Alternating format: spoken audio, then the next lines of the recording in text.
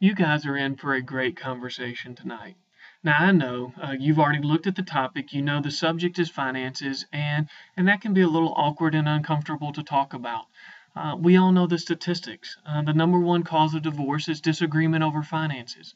But let me spin it for you this way, and I do think it's more than just spin.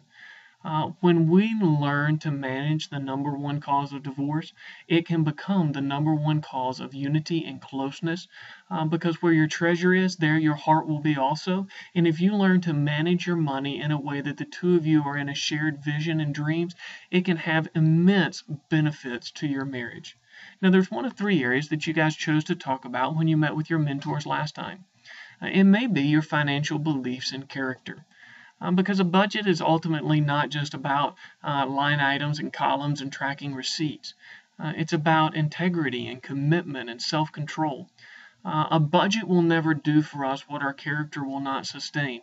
And so you guys need to make sure you're on the same page in how you think about your money and the personal integrity with which you manage it. That'll be vitally important for your marriage.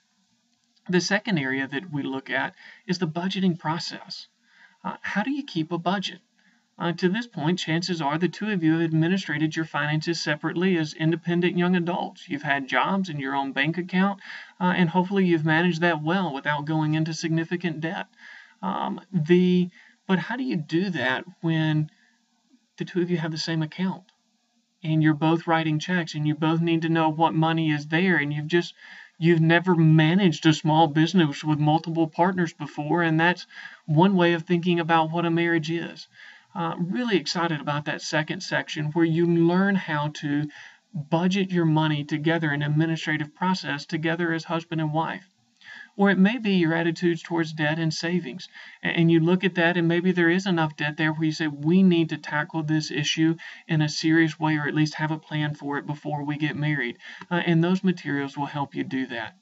Now, as you go through these materials, it will also lead into the next section where you should do 3 evaluations in the area of decision making. How well are you at being a wise and disciplined personal decision maker? How do you do at consensus together as a couple? And then how will you think through headship and submission in that aspect of decision making? And what you do for this meeting in the area of finances will be incredibly important to set up those aspects of decision making at your next meeting. So make sure you've done those evaluations and you email the results to your mentors. Hope you guys have a great time tonight.